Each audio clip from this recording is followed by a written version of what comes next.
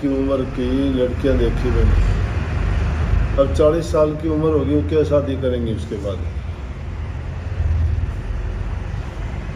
यहाँ भी हैं काफ़ी ऐसी 32-35 साल की उम्र होगी। और वैसे डॉक्टरों के हिसाब से देखा जाए तो 40-45 साल की उम्र में स्त्री संतान पैदा करने लायक नहीं रह जाती। अब कोई भी चीज़ समय के अनुसार जो नहीं की जाती तो उस चीज़ में तो परेशानी उठानी पड़ती है। तो हर काम टाइम पे जो करता है उस आदमी को कम परेशानी और कम तकलीफ होती है। अब बहाना लगा देते हैं पढ़ाई का, फिर बहाना लगा देते हैं कि काम का, लड़के बहाना लगा देते हैं कि मुझे नौकरी तो मिली नहीं, काम मेरे पास है नहीं, शादी करके क्या करूँगा, मेरी खुद की मुश्किल है, शादी कर लूँगा तो फिर मुझे दूसरी और परेशानी बढ़ जाएगी। लेकिन ऐसा करते करते फिर इस उम्र में पहुंच जाते हैं, फिर तो आँख बंद करके शादी करनी पड़ती है। और उस उम्र में जाके मेल नहीं मिलता, या फिर भागते हो दूसरी स्टेटों की तरफ, कोई बंगाल जाता है, कोई बिहार जाता है, कोई उत्तराखंड जाता है। फिर उनके साथ बेमेल सौदा हो गया, ना आचार विचार मिलते, ना उनका संस्कार मिलते। तो इस तरह की बातों से परेशानी उठाने के सिवाय कोई चीज़ नहीं बचती।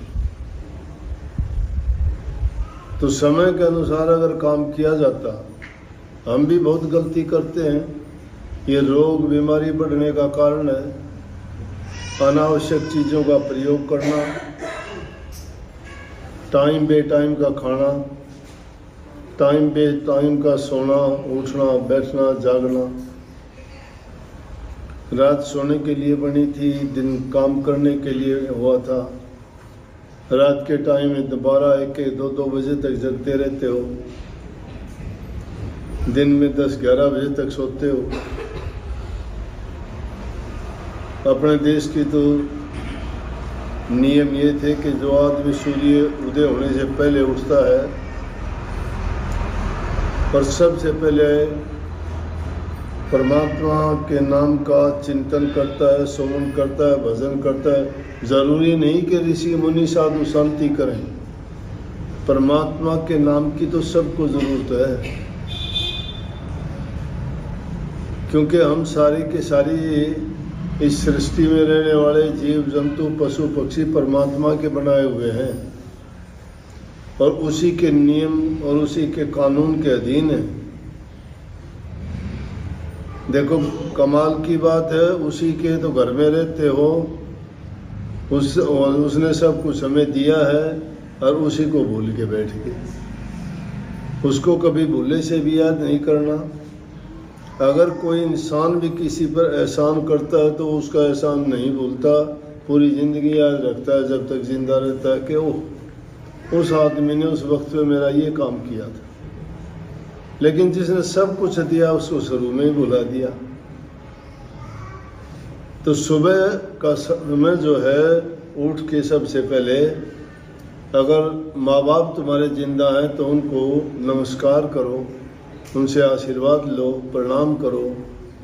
उनका मन भी खुश होगा कि हमारी संतान, हमारी बहू, हमारा बेटा बेटी देखो हमें इज्जत सम्मान देते हो, तुम्हें प्रसन्नचित होके सुबह सुबह का टाइम में जब आशीर्वाद देंगे फलीभूत होगा।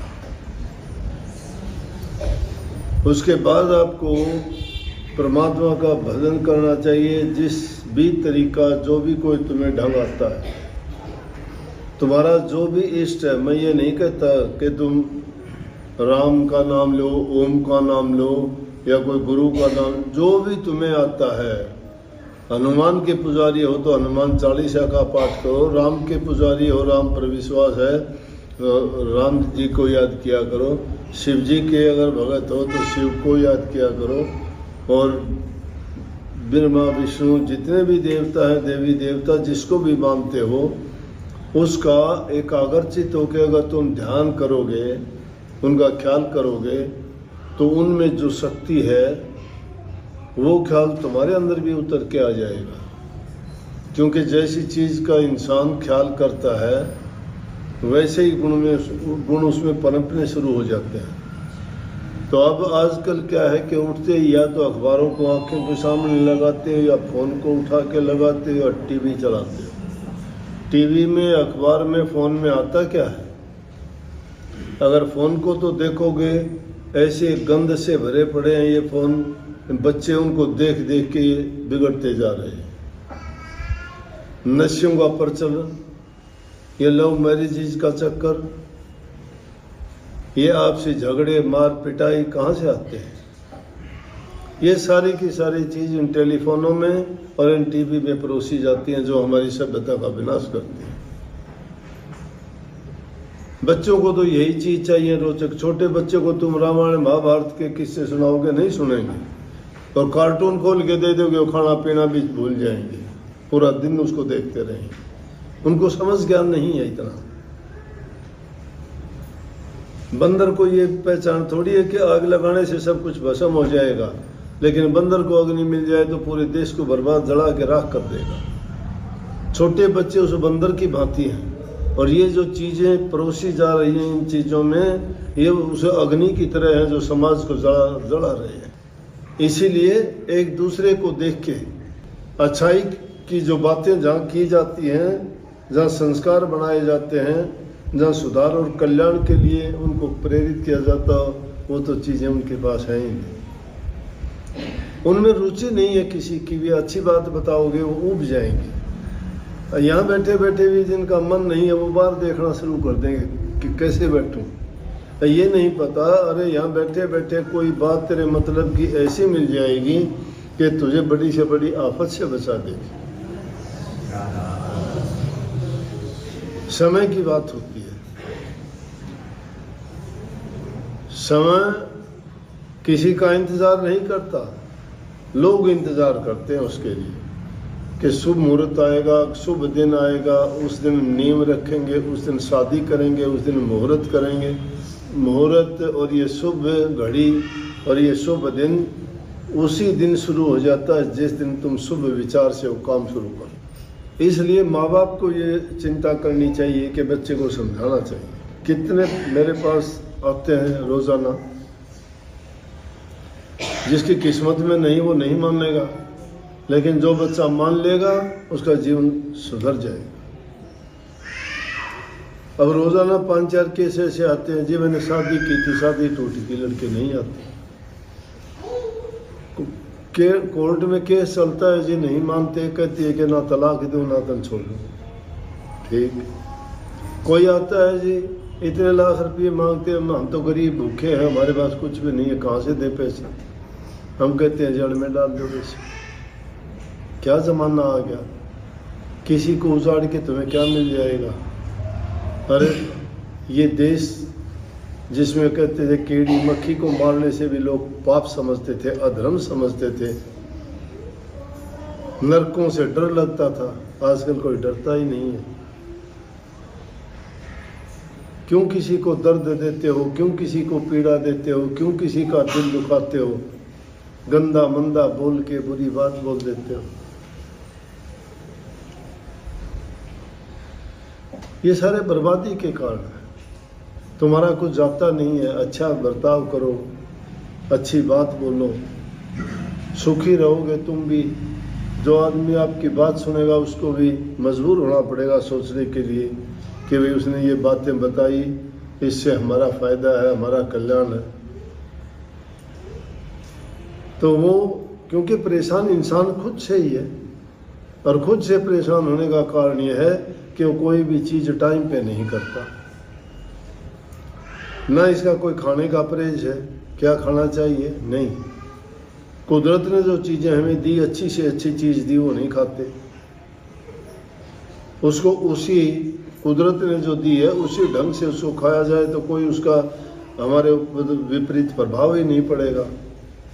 लेकिन हम तो उन चीज़ों का सत्यानाश करके खाते हैं, बिगाड़ के खाते हैं। सब्जी बनाते हो तो उसमें क्या क्या डालते हो, कितने मसाले, कितने मिर्च, कितने कुछ, तो इतनी चीज़ें डाल के न और फिर उसको खाते हो। पहली चीज़ तो खाते हो तो मुंह को जलाएगा, भीतर में जाएगा, पेट को जलाएगा, और पेट में उनसे अल्सर, बीमारी, तकलीफ होगी, क्योंकि उन चीज़ों की पेट को ज़रूरत नहीं थी। अच्छी से अच्छी चीज़ें हैं, अच्छी सब्जियां हैं, उन चीज़ों को खाओ। कहीं तुम कोई मांस मछली के पीछे अंडे, शराब, सुल्फा, गांजा, अफीम, कैंसर से पीड़ित होते हो, ऐसे ऐसे रोग बीमारी लग जाती है, उनका इलाज ही नहीं है।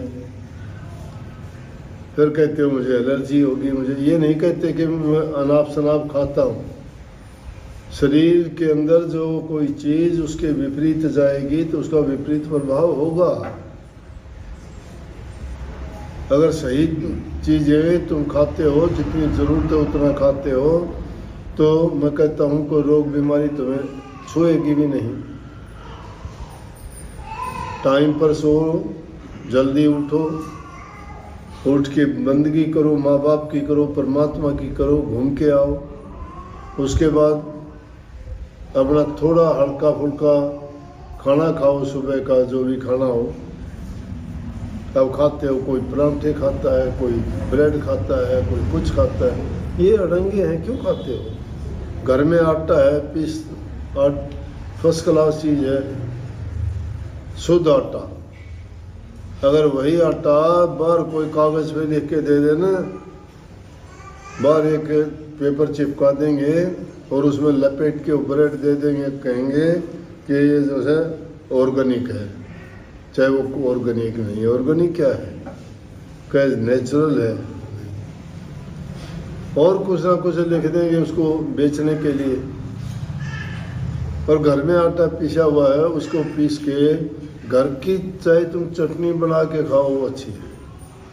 तुम्हें पता है तुम क्या खा रहे हो। अरे बाजार का किसने बनाया, क्या डाला उसमें, तुम्हें पता ही नहीं है। खाते हो खुश होके ना, लेकिन बाद में फिर उससे ज़्यादा दवाई खाते हो कि गैस होगी, मुझे दर्द हो गया, मुझे दस्त लग गए, मुझे इन्फेक्शन हो गया पेट में। डॉक्टरों के पास जाते हो, वो चीज़ थोड़ी खाई थी और उसका परिणाम दुख में भोगना पड़ गया आपको काफ़ी दिन तक। इसलिए वो आफत आने से पहले ही इंसान ठीक ढंग से अगर कंट्रोल में उन चीज़ों का प्रयोग करे, उपयोग करे, सावधानी बरते, तो बहुत सी आफतों से बच जाता है। इसलिए जो बुद्धिमान आदमी थे उन्होंने कहा कि पहले सोचो और फिर काम करो। सोच के जो करता है, तावड़ा सो पावड़ा, जल्दबाजी ना किया करो। हेस्ट मेक्स वेस्ट, जल्दबाजी खराब करती है, समझ गए ना? सोचो पहले, काम करने से पहले कि इसका परिणाम